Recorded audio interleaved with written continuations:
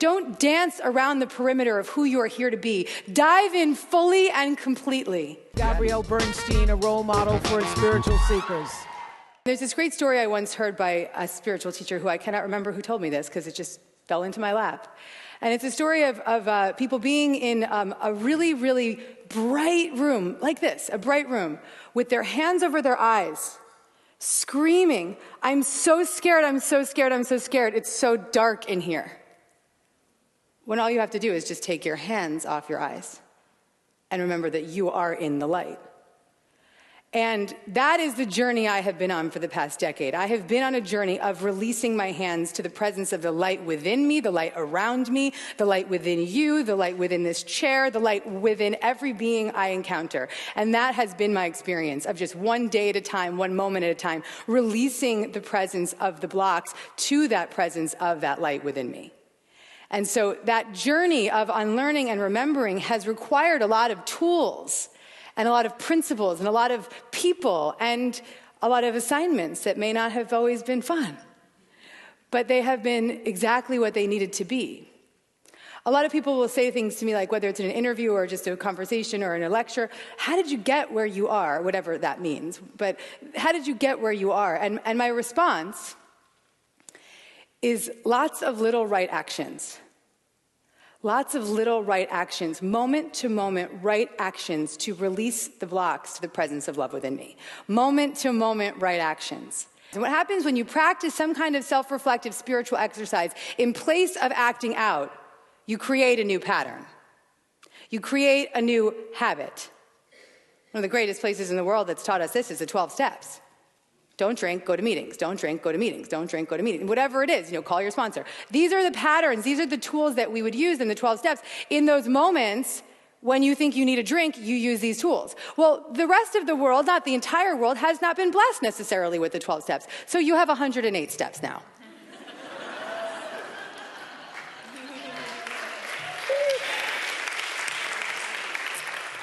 And my advice to all of you, so I said this to the woman who was addictive with the food, and I said this to the woman who was having bad relationships, and I said this to the woman who was broke. The same lesson.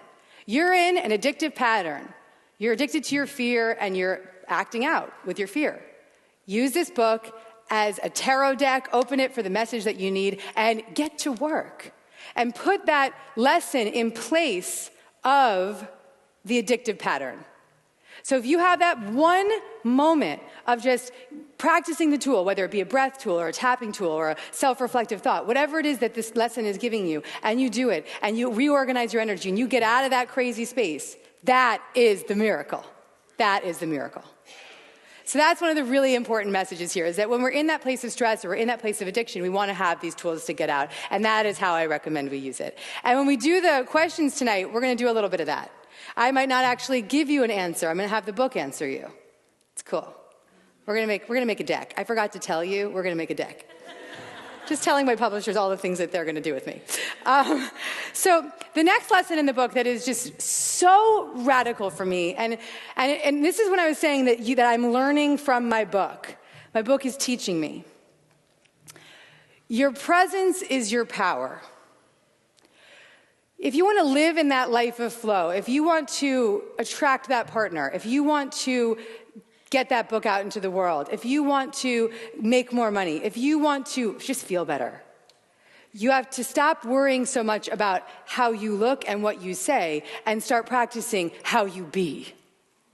How do you be? What do you bring forth? What do you show up with? What is the energy that you imprint onto your office mates? What's the energy you imprint when you come into a room of strangers? What is the energy that you imprint on a date? What is the energy that you imprint when you're walking on the streets of New York City? What is the energy that you bring forth?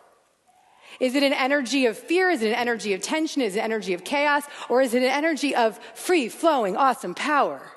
Is it an energy of spirit coming through you? Is it an energy of inspiration, excitement, enthusiasm? I had such a radical example of this last night, of seeing the extreme difference between the energy of someone in one arena and the energy that they bring forth in another. A woman slowly walked up to the microphone in Connecticut, and she was very nervous. And she looks at me, and I'm staring at her, and I'm like, I know you. How do I know you? And she looked at me and she goes, I'm your wedding photographer. I shot your wedding 5 months ago. I was like, oh, sorry. But it actually wasn't my fault. I didn't remember or recognize the energy she was bringing forth. Her question that came out was about how she said, look, I don't know what to do because when I'm behind that camera, something electric happens in me. When I'm behind that camera and I'm at a wedding, I am just a machine. I was like, that is how I would describe you. You are a machine at a wedding. And I just bring it forth and I come with all of my light and all of my enthusiasm and all of my power. When I put that camera down, I don't know who I am. I crumble. When I go home, I'm stuck, I'm scared, I'm anxious. When I come up to this microphone, I don't know how to speak. And I said, oh, so you know what, honey? It's not that I didn't recognize what you look like. I didn't recognize how you made me feel. Because the woman I met at my wedding made me feel comfortable, made me feel electric, made me feel beautiful and sexy and excited to be getting married. And the woman that just walked up here made me feel like I needed to save her. And that was such a radical example of how we have these areas of our life where we have that moment of bringing forth that great presence. And then we have these areas where we just shut it down. We cut off communication. We just completely lock ourselves up. And do you guys know the difference when you are in your light and when you are out? Yes, okay. So this is the lesson in this book. Your presence is your power. As each of us starts to wake up that presence within us, we start to elevate all of the beings of light around us. Because each person that you encounter is a holy encounter. It's an opportunity to bring that person down, or it's an opportunity to bring that person up. And it doesn't matter what you say or how hot your outfit is. It matters what you bring forth. The energy and the presence that you bring forth, that is all that matters. If your presence doesn't work, neither will your word. Your presence is infused in the books you write. Your presence is infused in an email. Your presence is infused in a phone call. Your presence is infused in a glance. What is the presence that you bring forth? And you have such a power within you to heal so many just with a glance. But we just don't take responsibility for that power. We focus so much on the externals and not enough on how we be. And so that's a huge, huge message. And you know, I had another really neat experience of my presence working on my behalf. I visited Germany a few weeks ago, and they were all on their headsets, and they were not necessarily understanding my language, so they had to have an interpreter. And so I come out, and I was one of the first speakers in this series of this full weekend event. I was in Germany one day, in London I closed. So I opened in Germany and closed in London. And I show up to Germany, and I'm like, I am going to bring it for these German people, my ancestors. And so I show up, and I'm almost dancing. I mean, you probably have noticed I speak with my physical presence as well. So I was dancing with them a bit. And it came like halfway through the talk, and we were vibing. We were in a good zone, me and the Germans. And I said to them, I said, why don't you take off your headphones? Why don't you just listen to me with my energy, not with my words? So they took off their headphones, and they never put them back on. They kept them off, and they just spent the last half hour of this talk with me, just with me, feeling me, getting the intention of the message through me, not through my words, and we didn't even need those words because the energy and the connection was so much louder. And so that is the power. We all have that power. We have that connectedness, and it's our choice and our tool on any given moment to just tune it up or tune it down. The last part of this talk before we open up to all of you is this message that you may be walking through life feeling a little bit disconnected to what we call in our lexicon purpose. Right? Does anybody feel like they don't necessarily know what their purpose is? Anybody like looking for their purpose in their career? Anybody in a career where they're like, this is not my purpose? Mm-hmm. Okay. So this concept of purpose is interesting, and I very boldly put on the cover of my beautiful cover book, I said, this book will help you find your purpose. Kind of bold. How will I find my purpose with 108 short tools?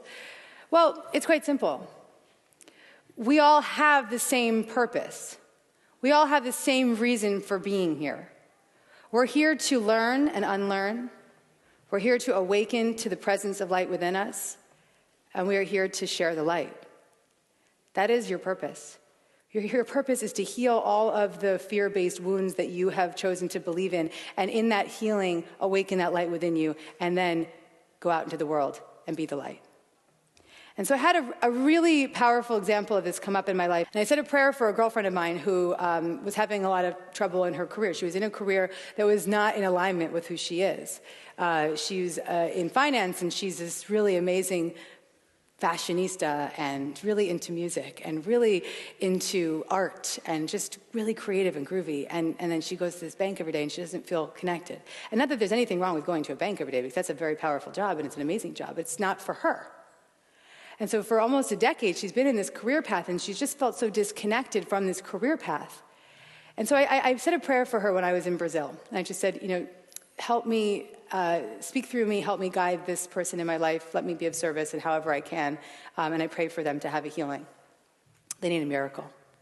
So I come back from this trip, and within like a few days of my return, I'm with her, and I get this download. Like, when you're like, I need to tell you something right now. And you have no other choice but to just speak. Well, that happens to me a lot, actually. but in this moment, it was clear. It was downloading, okay? It was no longer me speaking. A voice greater than me came through. And I said, I just need to tell you something. I was like, very directive. Your job is not to be a banker. Your job is not to be the best at creating these deals. Your job is not to do the best spreadsheet or be the most liked in the office. Your job is to be the light. Your job is to bring your positive attitude into an environment that is not positive. Your job is to elevate the people around you in an environment where the boss is leading with an iron fist. Your job is to show up with a good attitude so that you can just infuse that with every being that you meet and make people feel better when they're knocked down. And your job is just to be the light. And for whatever reason, the universe aligned that day, and my message was exactly what she was ready to hear. And so she went to work, and she put on her little suit, and she walked to work and said, I'm going to be the light. And she walked into the office, and she's like, I am the light. She didn't tell people that, but she brought it.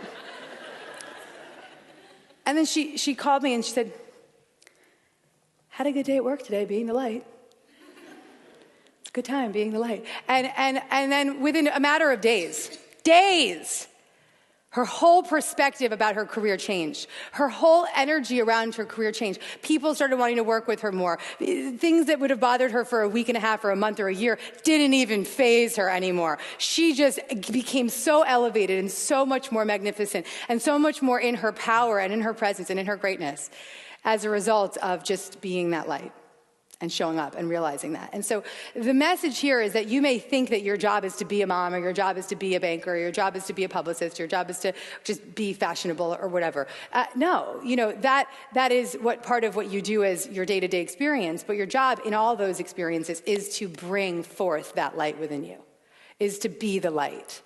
And so I challenge anyone who's been struggling with finding their purpose to tap into this message and start to apply it in your own life. Go into your office tomorrow or Monday and say to yourself, I am the light. In that moment when that boss comes down on you, I am the light. In those moments when you feel disconnected from your inspiration, okay, well, what do I need to do to bring forth the light? Call somebody, be of service, right? That great message. If you're feeling helpless, help someone. On Sun Tzu Chi says this. So that's this final purpose point, is just to be the light, bring the light. It's a time for each individual to have their own awakening so that they can wake up their sister and their mother and their brother and their friend and their neighbor and the cab driver and just bring that message forth in all that they do. And so that message of, I am not here to create disciples, I am here to create teachers, is my mission. And this book, This book is a teacher's manual. It's a teacher's manual. It's a book for you to master on your own, and then it's a book for you to share. As you master these principles and these tools, they become yours. These are not my tools. These are your tools. The last lesson of this book is you are the guru. You are the guru. We need you. There is a call for light workers. There is a call for people to wake up to their highest potential. And I welcome you to use this as your guidebook and use this as your teacher's manual. So that is the primary purpose of this book. It's to wake you up so that you can wake up everybody around you. And so that you can, most importantly, wake up to your highest potential and your highest truth. And that place within you. I said at a talk one time, and I don't even know where it came from, don't dance around the perimeter of who you are here to be. Dive in fully and completely. Dive in. Don't dance. Just go. Dive and do it now. Get that miracle right now. We need you. So that's the story here. That's the message. That's what this book is about. This book is about helping you get out of that stressful place quickly and having that toolbox so that you can use it and own it. Magnifying your presence and recognizing that your presence is your purpose. Being the light and extending that light in all that you do, and then teaching it and sharing it and being an expression of it. If you like this video and you want to get more Gabby, check out the next one right over here.